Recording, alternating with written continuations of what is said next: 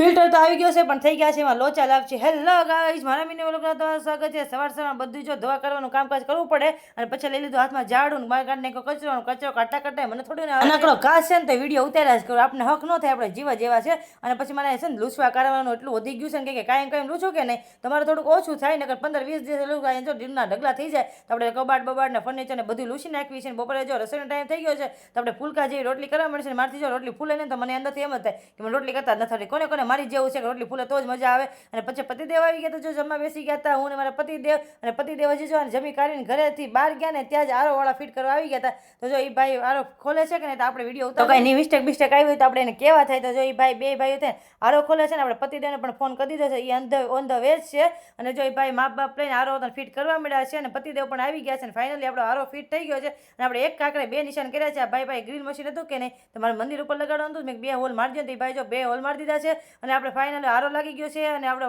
મંદિર પર લગાવી ગયું છે. પ્લેટફોર્મ એકદમ મસ્ત થઈ ગયું છે. પણ એક મિસ્ટેક થઈ ગઈ છે, આરો અમારો ગલત આવી ગયો. નોર્મલ આવ્યો છે, અમારે ફિલ્ટર વાળો લાવવાનો હતો. એટલે ફરી વાર અમે જો શોરૂમમાં આવી ગયા છે. હવે એક્સચેન્જની અમે છે ને રિક્વેસ્ટ કરી છે. હવે તમને શું લાગે છે, અમને એક્સચેન્જ કરી દે કે નહીં? તો કાંઈ નહીં, મળીએ કાલે નેક્સ્ટ વિડીયોમાં. ત્યાં સુધી મારો વિડીયો ગમતો તો લાઈક, શેર, સબસ્ક્રાઈબ ને તમે મને કમેન્ટમાં કહેતા રહેજો એક્સચેન્જ કરશે કે નહીં.